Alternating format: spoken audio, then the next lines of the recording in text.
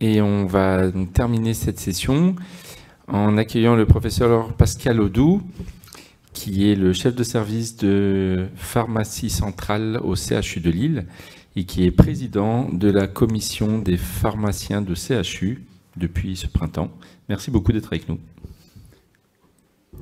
Merci beaucoup. Je remercie les organisateurs de m'avoir demandé de venir parler. Alors au départ, c'était le décret stock, mais comme il n'est pas paru, j'ai changé un peu le titre pour vous parler quand même de ce qui s'est produit pendant la crise et le fait que c'était un accélérateur sur une révolution qui est en train de se mettre en place pour essayer de limiter les impacts des ruptures industrielles, notamment sur un certain nombre de produits et bien évidemment les produits d'anesthésie. Alors j'ai aucun conflit d'intérêt ou lien d'intérêt dans ce projet.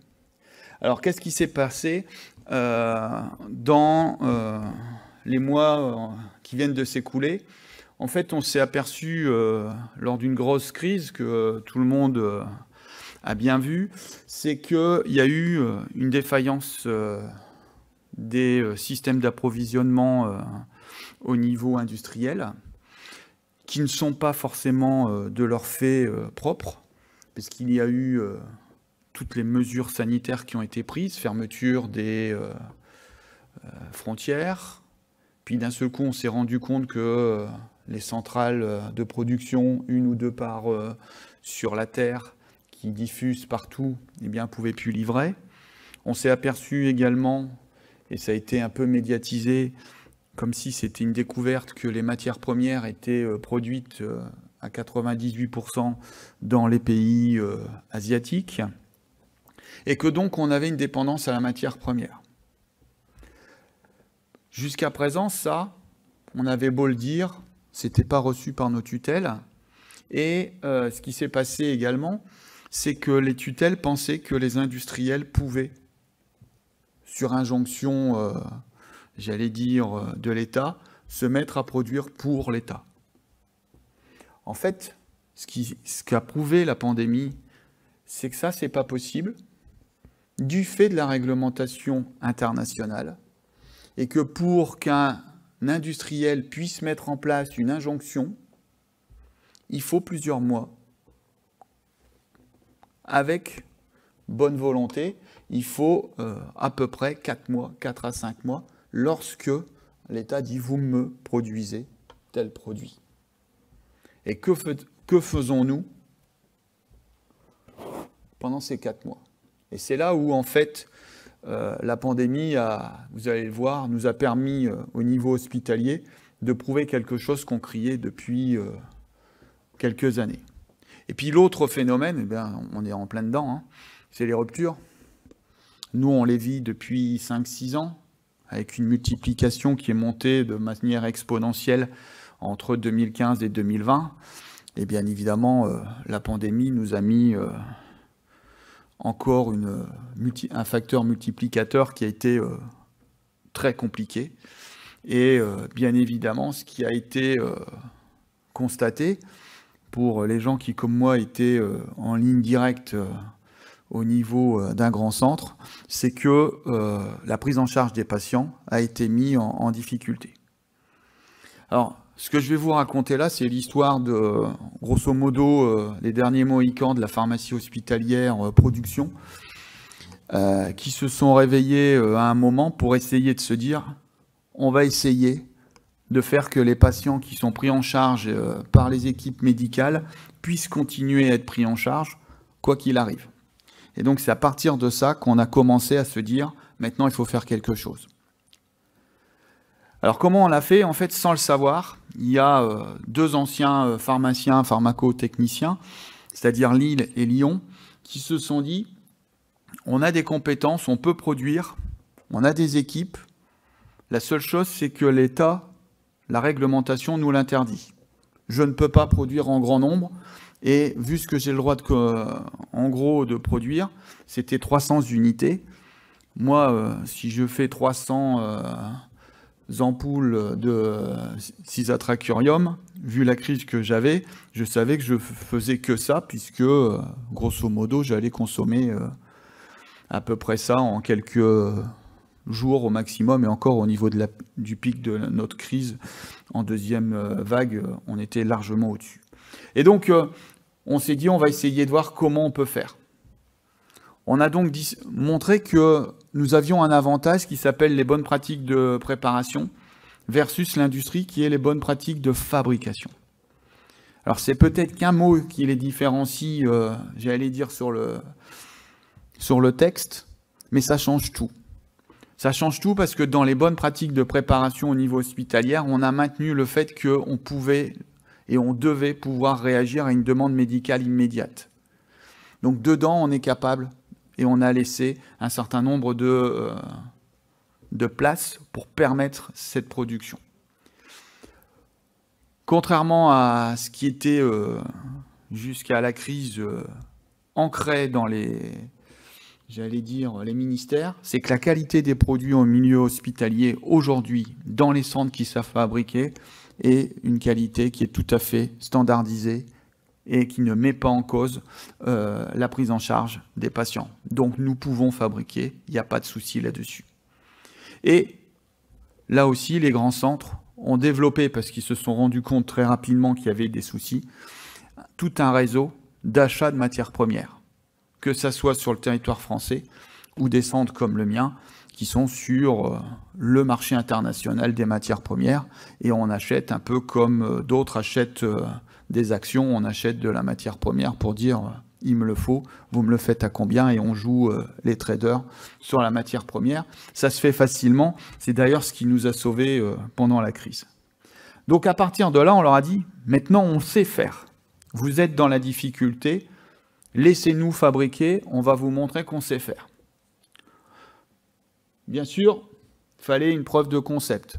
Et donc, comme la crise, notamment sur les médicaments d'anesthésie, s'est accentuée, acutisée à un point où on était sur de la rupture, eh bien, on a été un certain nombre à dire « laissez-nous produire, on produit que pour nous, comme personne prend la responsabilité, moi, pharmacien du CHU de Lille, je prends ma responsabilité, je fabrique. » Lyon a fait la même chose. Nous avons été suivis par nos directeurs parce qu'ils étaient conscients que de toute façon, si on ne le faisait pas, il y aurait eu une problématique, soit chez nous, soit sur les établissements périphériques qui prenaient en charge les patients, puisque, vu les consommations du CHU de Lille, sur les Hauts-de-France par exemple, dès le moment où je n'ai plus consommé, on le verra, la tension a baissé énormément sur le marché, puisque on consommait beaucoup plus que les autres. Alors comment on a fait ? Eh bien, sans le savoir, en fait, c'est deux démarches entre Fabrice Pirot à Lyon et moi-même, où on s'est dit, on va le faire. J'ai vu mes directions, je leur ai dit, écoutez, on y va, on va voir. Par contre, je vais prévenir les autorités. D'ailleurs, elles ont été prévenues par d'autres canaux, puisque j'ai été appelé avant que je les appelle, et ils m'ont demandé comment on allait faire. Donc on est parti là-dessus, on a prévenu, et on voulait une transparence pour leur montrer que c'était pas, entre guillemets, des bidouilleurs dans une arrière-cuisine qui allaient faire un boubli-boulga qui serait utilisé. C'était vraiment une production standardisée. Et à partir de là, on a ouvert ensuite avec l'ANSM un réseau avec Bordeaux, Nîmes, Toulouse. On a été 4 ou 5 et à un moment, il y a eu Rennes, pour essayer de se dire, voilà, on va le faire, mais on va le faire de manière très standardisée. Et donc, pour pouvoir faire cette méthode standardisée, on va en fait reprendre la totalité du processus et on va l'expliquer et l'écrire pour qu'il n'y ait pas de doute. Et donc, on a lancé à Lille, et on a été les seuls. Il me restait une machine à ampoule des années 70. Donc j'ai été la ressortir de sa naphtaline dans nos réserves. On l'a remis en route, on l'a requalifié. Tout ça pendant la crise, jour et nuit. Nous, on a travaillé jour et nuit de la même façon parce qu'on savait que nos collègues réanimateurs étaient dans une difficulté énorme. Donc on a fait la même chose. On a remonté une unité et cette unité, elle s'est mise à produire des quantités substantielle, puisque vous voyez qu'ici, on a produit environ 30 000 ampoules de cisatracurium, et on avait l'équivalent pour à peu près la même chose en atracurium, sachant que l'école lilloise, c'est plutôt cisatracurium, donc on a fait cela. Mais on était prêt pour les deux. Comment on a fait? Eh bien, en fait, l'idée, c'était d'écrire la monographie de la production et de la faire valider par l'ANSM.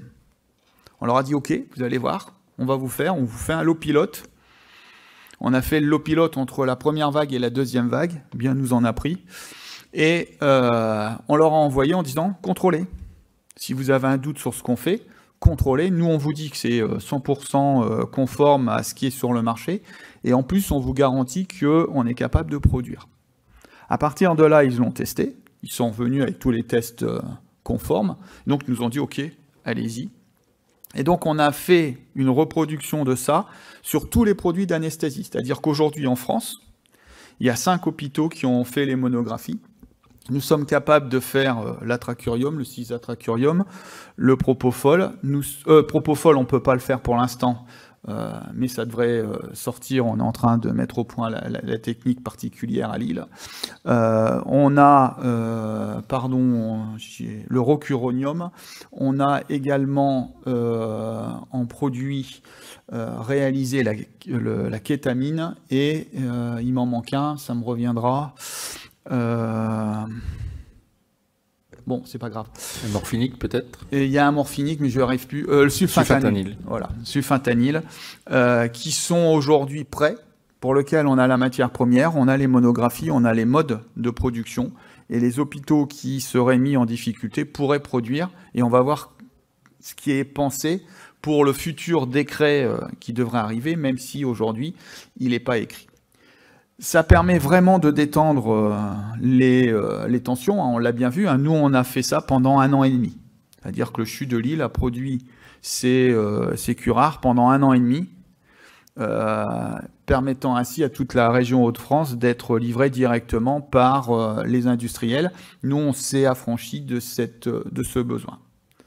Et ça a permis de montrer qu'il n'y avait aucune incidence sur la prise en charge en réanimation, malgré le fait qu'on a dû changer le dosage pour un autre problème, c'est que en même temps, et ça c'est un travail qu'on est en train de faire, c'est qu'il n'y a pas eu que des pénuries sur les matières premières, il y a eu des pénuries également sur les contenants. Il n'y avait plus de flacons, il n'y avait plus d'ampoules, il n'y avait plus de seringues disponibles. Et donc il fallait trouver en fait une façon de conditionner. Alors Lille avait la chance d'avoir un réseau puisqu'on en consommait de temps en temps, et donc on a un verrier qui nous a fait 100 000 ampoules à une seule condition, c'est que les 100 000 devaient être livrés en une seule fois. Ça, c'est un jour, je vous raconterai comment la pharmacie recevait des camions énormes parce qu'on nous disait c'est ça ou rien. Donc on avait des extensions de capacité de stockage qui étaient importantes, mais on l'a eu et on a fait. Seulement, il faut être très conscient que cette activité n'est pas une activité sans risque. Il faut, pour cela, regarder un peu l'analyse de risque. L'analyse de risque, elle est, on va dire, c'est les accidents de production. Quand vous manipulez du cisatracurium poudre, bah, le risque, c'est s'il y a une respiration pour le personnel, ben, vous savez ce que ça va donner au niveau pulmonaire. Donc il fallait organiser le réseau d'action du SAMU en même temps. Donc à chaque fois qu'on faisait une production, le SAMU était mis en alerte au cas où. On travaillait avec des masques, non pas FFP3, mais des masques cartouches, comme vous voyez, les masques à gaz, pour éviter toute respiration de ces produits, au moins pour la phase manipulation de la poudre, qui est assez longue. Hein. Il y a un risque d'erreur, de dosage, il y a un risque de contamination, donc tout ça amène qu'il faut l'installation à côté de l'unité de production qui soit compétente. Donc il faut un laboratoire d'analyse, il faut des contrôles biologiques permanents. Et donc comme les risques sont importants, comme ça prend du temps, il ne faut pas penser que les hôpitaux vont se mettre à remplacer les industriels, d'une part parce que notre capacité de production ne sera jamais la leur, et deuxièmement parce que les contrôles qui sont faits au niveau des industriels permettent d'avoir une assurance qui est certaine. C'est très très rare qu'il y ait des accidents liés à des erreurs de dosage ou des choses comme ça. Donc il faut se dire, on utilise cette solution, cette analyse de risque, que s'il n'y a plus de produits sur le marché. Donc ce qu'il faut être conscient, c'est qu'il faut que l'analyse de risque du préparatoire soit faite, il faut que les moyens techniques soient présents, et surtout, il faut que le pharmacien responsable soit d'accord pour prendre ces risques. On ne peut pas l'imposer, et il n'est pas question de l'imposer. Donc c'est une question de positionnement et de savoir, entre guillemets, se poser la question de se dire oui, je vais le faire ou non, je ne vais pas le faire. Et ça, c'est une position interne. Je le dis parce que j'ai eu des gros débats au niveau national avec un certain nombre de collègues qui pensaient qu'on allait leur imposer et ils ne voulaient pas le faire. Faites-le pas. Et donc, ça aboutit avec les tutelles à la loi de finances de la sécurité sociale de l'année dernière, de 2021, où en fait on a créé une nouvelle catégorie de médicaments. On avait jusqu'à présent les médicaments qui s'appelaient les préparations magistrales, ce que vous faites quand vous demandez une préparation ponctuelle.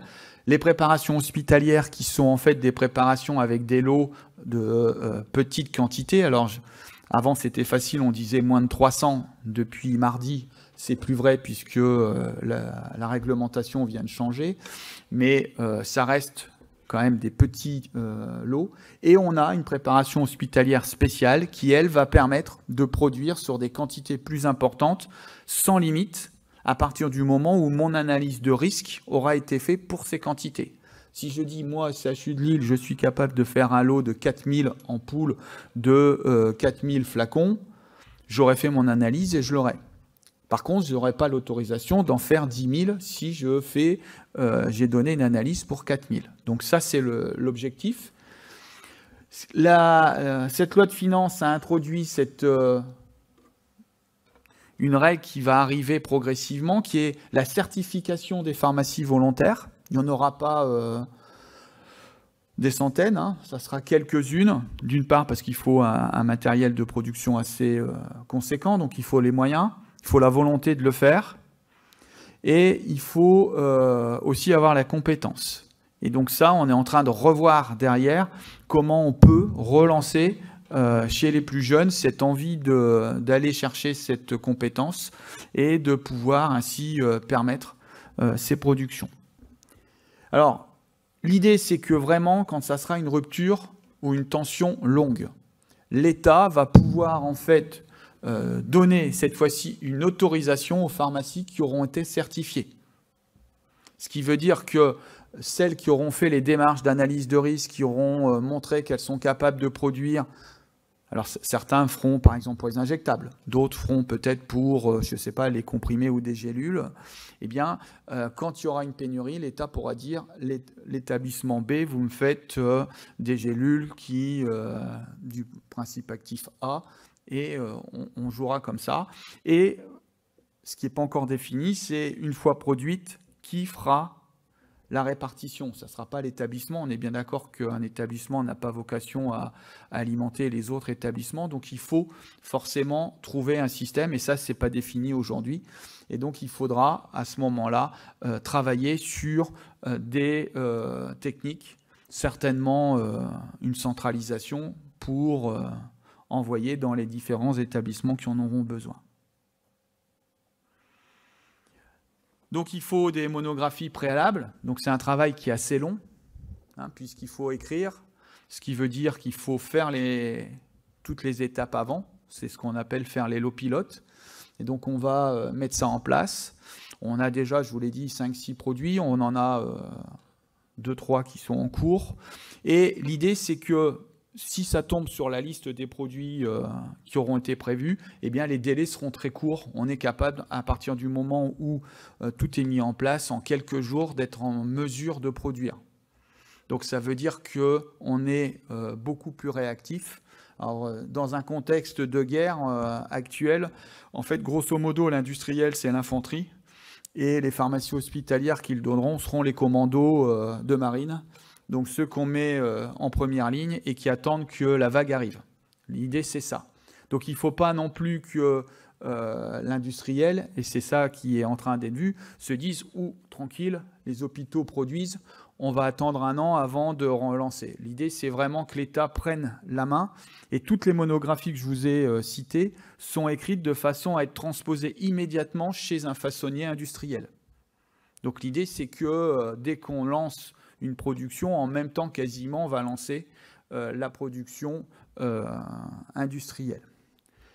Et donc l'idée, c'est aussi de créer une banque de matières premières au niveau national. Alors comment? Ça, c'est la grande question. Acheter, c'est pas dur. La question, c'est de ne pas les jeter, parce qu'au vu des prix de la matière première depuis la crise Covid, il vaut mieux les utiliser. Et donc l'idée que je défends avec un certain nombre, c'est qu'il faut réfléchir à ce que ces unités de production puissent faire également des activités entre les crises. Et donc l'idée, c'est effectivement d'essayer de faire du prêt administré, du prêt à l'emploi, qui permettent comme ça à l'équipe d'avoir la capacité d'utiliser le matériel, être prêt, et le jour J, si on est déclenché, on arrête de faire ces prêts à l'emploi pour une période courte et on lance la production nécessaire pour pallier à la rupture ou à la tension. Donc en conclusion, vous voyez que c'est vraiment un nouveau système qui se met en place.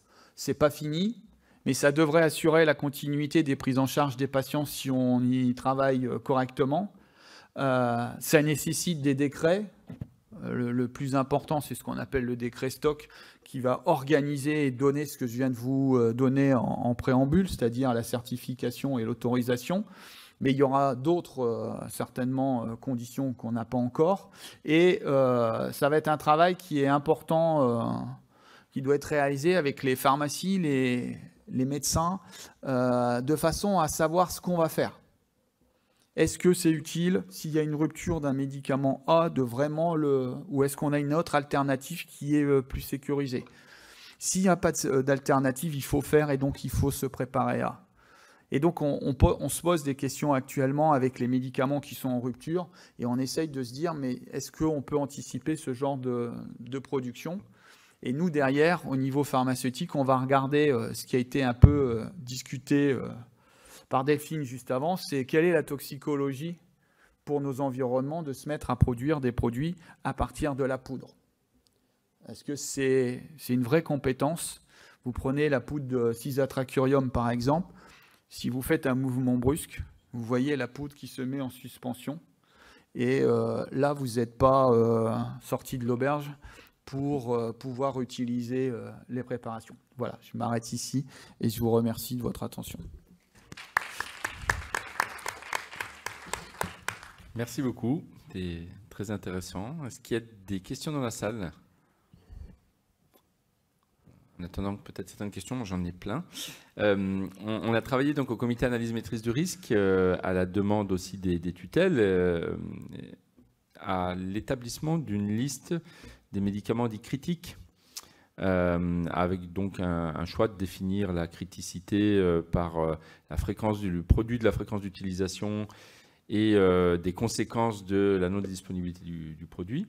Et donc, on a établi une liste pour les médicaments de réanimation à ce moment-là. Il y a une vraie demande pour aller encore plus loin sur des DM, par exemple.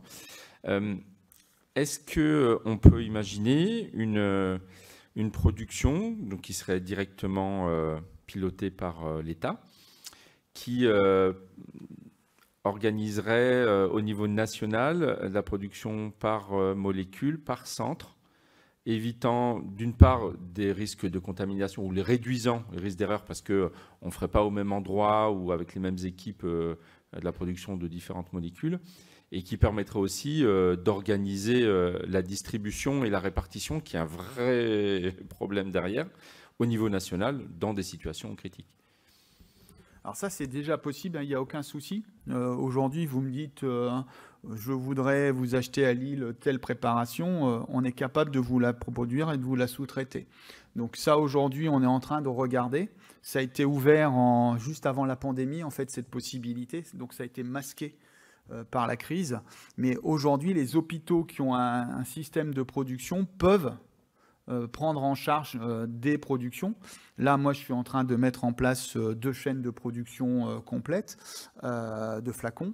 Et donc, on met en même temps progressivement, là, je vois les anesthésistes normalement dans les 15 jours pour savoir quels sont les produits qu'ils désirent mettre en place. Et parallèlement, soit j'ai déjà les études de stabilité puisque j'ai une équipe qui fait que ça, soit je ne l'ai pas. Et dans ce cas-là, on va faire des productions courte au départ et progressivement on va la rallonger parce qu'on va étudier la stabilité. Donc ça, c'est tout à fait possible et c'est d'ailleurs moi ce que je recommande sur les équipes qui se lanceraient dans cette possibilité-là, parce que ça permet aux équipes d'être toujours formées, conformes pour un produit X prêt à l'emploi ou pour ensuite faire beaucoup plus large, c'est la même méthodologie, j'allais dire, industrielle.